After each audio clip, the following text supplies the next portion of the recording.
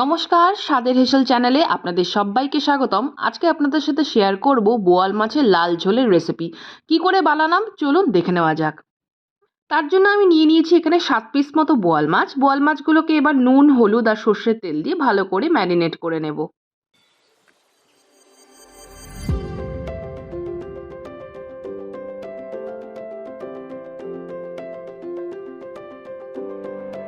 মাছগুলো আমার ভালো মতো ম্যারিনেট করা হয়ে গেছে। এবার কড়াইতে সর্ষের তেল গরম হলে ম্যারিনেট করে রাখা বোয়াল মাছগুলোকে ভেজে নিতে হবে। বোয়াল মাছ বেশি ভাজার দরকার পড়ে না, সামান্য ভাজা হয়ে গেলেই তুলে নিতে হবে। এবার মাছ ভাজার তেলেই ভেজে নেব কয়েকটা লম্বা করে কেটে রাখা আলুর টুকরোগুলোকে। আলুগুলোকে আমি আগে থেকে সামান্য ভাপিয়ে রেখেছিলাম। আলুগুলো ভাজা হয়ে গেলে তুলে নিতে হবে। এবার সেই তেলেই ফোড়নে দিয়ে দেবো কটা কাঁচা লঙ্কা, আর দিয়ে দেবো মাঝারি বাটির 1 বাটি পেঁয়াজ বাটা, হাফ টিস্পুন মতো রসুন বাটা।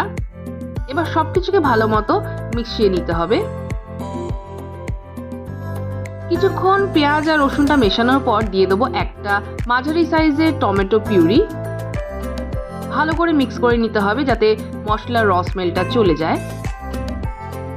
মশলার রস স্মেলটা চলে গেলে তাতে অ্যাড করে দিতে হবে স্বাদ অনুযায়ী লবণ, হাফ টিস্পুন হলুদ গুঁড়ো, হাফ টিস্পুন জিরে গুঁড়ো, হাফ টিস্পুন লঙ্কা গুঁড়ো আর 1 টিস্পুন মতো কাশ্মীরি রেড চিলি পাউডার।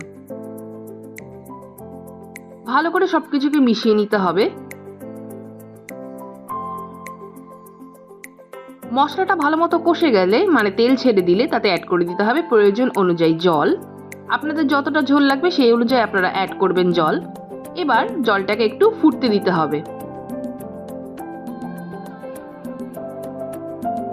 ঝোলটা সুন্দর রেডি হয়ে ফুটে উঠেছে। এবার এতে একে একে অ্যাড করে দেবো ভেজে রাখা আলুর টুকরোগুলোকে আর ভেজে রাখা মাছগুলোকে।